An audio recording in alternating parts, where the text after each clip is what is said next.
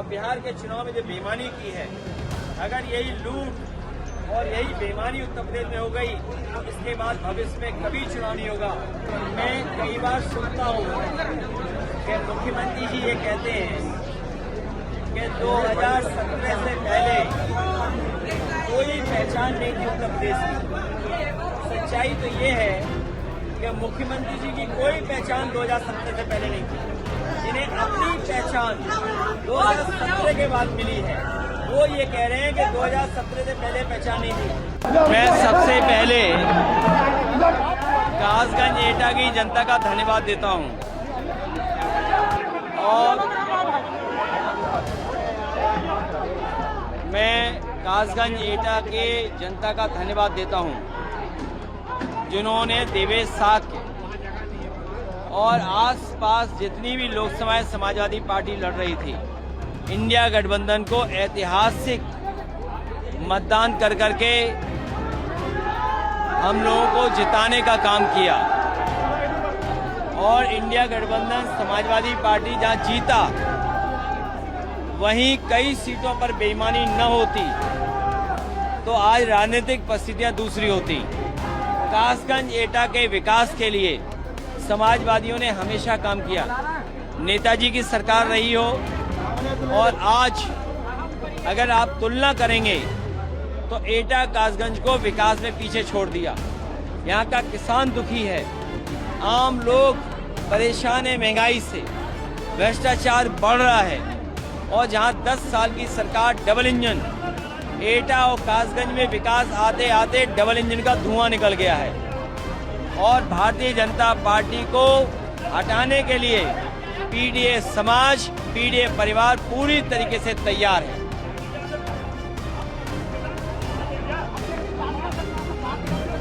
है। अब तो बीजेपी भी डर करके स्वीकार कर रही है। तो इससे बड़ी और उपलब्धि क्या मानूं मैं। पीडीए की एकजुटता और जो देश में बाबा साहब भीमराव अम्बेडकर जी संविधान और जो लोगों को अपने अधिकार की आवाज उठाने का जो अधिकार मिला है, आज बीजेपी भी स्वीकार कर रही है जाति जनगणना। लखनऊ में सरकार के 12 साल होने में मुख्यमंत्री ने प्रेस कॉन्फ्रेंस करी और कहा कि 2014-17 से पहले क्या हाल था और अब क्या हाल है। तमाम उपलब्धियों के आपने जैसे हेल्थ सेक्टर की बात करी, हेल्थ के बारे में उनको तमाम चीजों के बारे में मैं कई बार सुनता हूँ कि मुख्यमंत्री जी ये कहते हैं कि 2017 से पहले कोई पहचान नहीं थी उत्तर प्रदेश की। सच्चाई तो ये है कि मुख्यमंत्री जी की कोई पहचान 2017 से पहले नहीं थी। 2017 से पहले कहो वो कासगंज भी ना आए हों, 2017 से पहले एटा भी ना आए हों। जिन्हें अपनी पहचान 2017 के बाद मिली है, वो ये कह रहे हैं कि 2017 से पहले पहचान नहीं थी। आज मैं ये कहता हूँ, एटा में बिजली का कारखाना, इधर उधर मत जाइए, एटा का सबसे बड़ा बिजली का कारखाना समाजवादी सरकार में लगा और उसका परिणाम है और कारखाने लगना शुरू हो गए। जब एक बार पहले मुख्यमंत्री थे, याद कीजिए, नेताजी उस जमाने में जितना पुल सड़क बनना चाहिए था बनी और यहाँ के विकास के लिए काम किया। पहचान मुख्यमंत्री जी की नहीं थी और इनकी सरकार में यही उपलब्धि है 12 साल की कि डीजल पेट्रोल खाद और रसोई गैस और कॉमर्शियल सिलेंडर ऐतिहासिक महंगाई के साथ बिक रहे हैं। सर, आपने वॉर का विषय किया, आपने किया, अभी जिस तरह से स्टेट ऑफ हॉर्मस के पास हमला होता है, 3 भारतीयों की जान चली जाती है। देवरिया का भी नौजवान था जिसकी जान चली जाती है स्टेट ऑफ हॉर्मस में अमेरिकी हमले में। देखिए, ये भारत की विदेश नीति की चूक रही। अगर भारत मजबूती के साथ खड़ा होता और जो भारत वॉर को रोकने में कामयाब हो जाता तो आज न जाने जितनी जानें गई, किसी की जान नहीं जाती। न केवल जानें बच जाती, बल्कि दुनिया में जो अर्थव्यवस्था लगातार खराब होती जा रही है और जिसमें भारत सबसे बड़ा देश है, उसकी अर्थव्यवस्था पे संकट पड़ रहा है, ये संकट भी नहीं होता। तो भारत की जिम्मेदारी थी कि युद्ध रोकने की, और युद्ध अगर रोक लेते भारत सरकार तो भारत को प्रधानमंत्री को विश्व गुरु माना जाता। अध्यक्ष जी, ये लोग गौ माता और राष्ट्रमाता बनाने के लिए पीछे क्यों हट रहे हैं बार-बार? ये वो लोग हैं जिनके घरों में गाय नहीं है, गाय की सेवा नहीं करना चाहते हैं, गाय के नाम पर ये वोट लेना चाहते हैं। और कासगंज के कहीं डिवाइडर हो, एटा में तो मैं देख आया, एटा में मुड़ते ही डिवाइडर पे सांड बैठे हुए थे।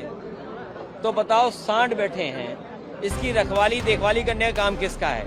और गाय की सेवा करना हमारा आज का नहीं, पौराणिक काम है, पुराना इतिहास हमारा रहा है गाय की सेवा। हम गाय की सेवा करते रहेंगे।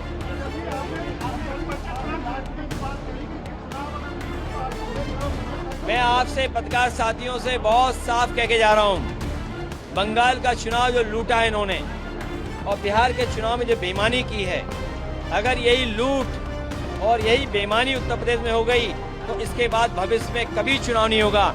इसीलिए आपने देखा होगा जो डीलिमिटेशन ला रहे थे, महिला आरक्षण के साथ डीलिमिटेशन ला रहे थे, ये ऐसी लोकसभाएं बनाना चाहते हैं जिससे विपक्ष के नेता जीत ना पाएं और अपने हिसाब से ये लोकसभा बनाना चाहते हैं।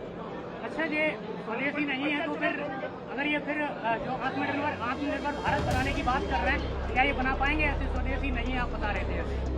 इनके मुंह पे है स्वदेशी, मन से है विदेशी। जो लोग स्वदेशी का नारा देते थे, अनरजिस्टर्ड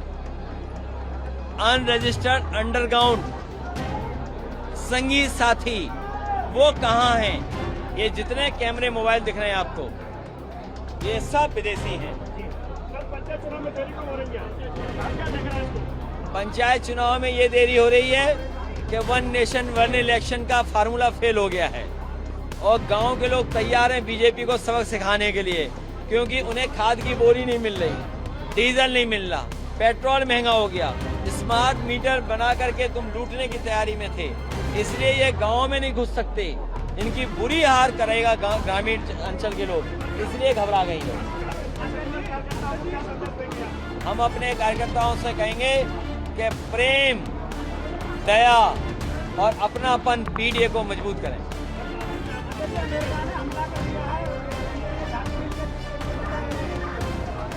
जब तक बीजेपी सरकार कमजोर होगी, दुनिया में हमारे लोगों की ऐसे ही जान जाएगी।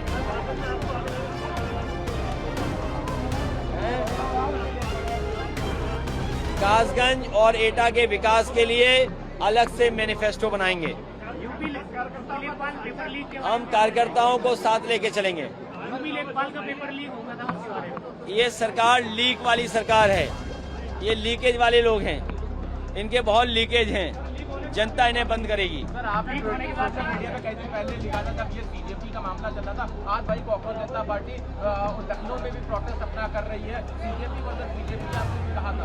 बीजेपी को अपना विरोध स्वीकार नहीं है, अगर कोई विरोध करेगा तो उसका इनकाउंटर कर देंगे। ये विरोध कोई करेगा तो उसे जेल भिजवा देंगे, विरोध कोई करेगा तो उस पर झूठे मुकदमे लगा देंगे।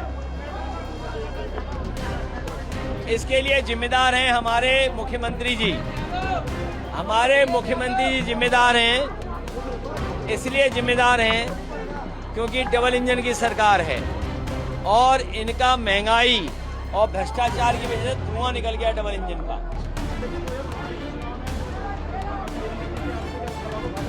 किसको? कौन? ये समाजवादी पार्टी में हमारे बहुत पुराने और नेताजी के साथी हैं। इनके आने से, देवेश के यहाँ होने से, पीडीए का समीकरण बनाने से, संगठन को मजबूत करने से बीजेपी शून्य पर रह जाएगी।